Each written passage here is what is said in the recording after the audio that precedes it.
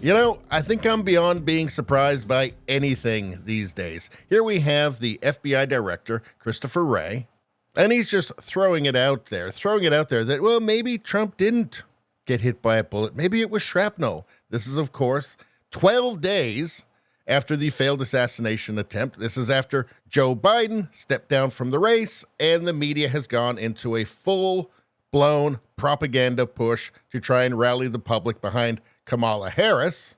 I guess they think that everybody fell out of a coconut tree, and maybe they're right. You think you just fell out of a coconut tree?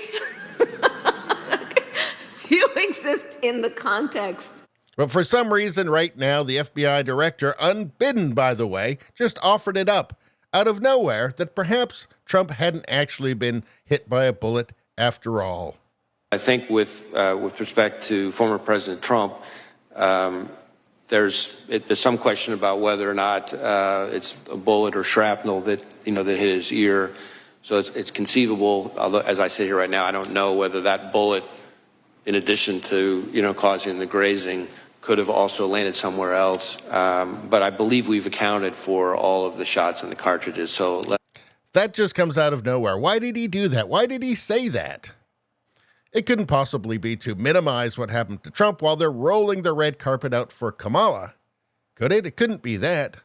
He doesn't offer any evidence here. I am surprised that he didn't produce a letter from 51 national security experts, but he offers no evidence. What, did he just see it on MSNBC or maybe a TikTok video? Hell, maybe Trump just injured his ear on a slightly sloped roof. Now that we all know how dangerous those are. Let's see, in Snopes' view, neither the simple existence of shrapnel nor the lack of official confirmation from the FBI into an active investigation outweighs the balance of visual evidence demonstrating that Trump's wound stemmed from a bullet that grazed his ear. Here's what Trump's doctor said, quote, "As reported and witnessed by the entire world, he sustained a gunshot wound to the right ear from a high-powered rifle used by the would-be assassin." So Christopher Wray, he offered no evidence. Why don't they say without evidence? Here's Newsweek. Here's the headline. Donald Trump may not have been hit by a bullet. FBI director says it should say without evidence.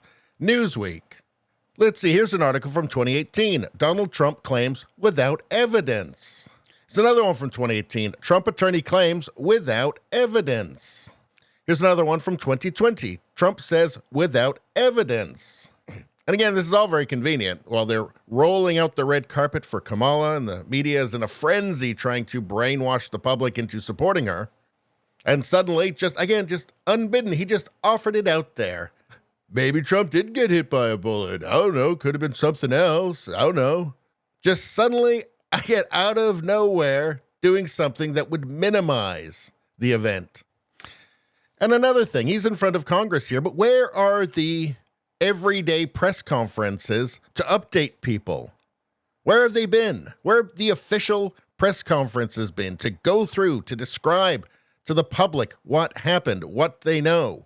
Are we to believe that if that had happened to Biden, that wouldn't be the case? Why isn't somebody holding official press conferences regularly, detailing the storyline, the specifics? Was it his dad's gun? How did he get it in? Why, officially, exactly, was that roof open?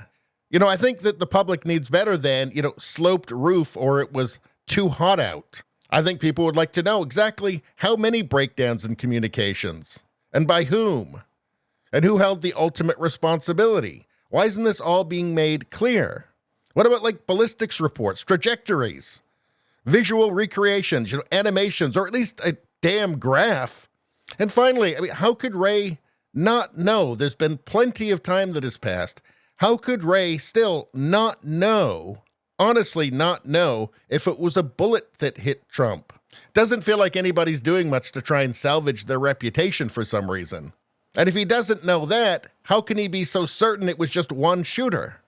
Now, I think there's a lot of people all around the world that might have an explanation for why they were trying to obfuscate and even diminish the importance of the event in the first place. And this kind of stuff is doing absolutely nothing to diminish that. Anyway, that's all I'm going to say about that. Please like, share, and subscribe. Subscribing really helps me out. I thank you for that. I will see you next time.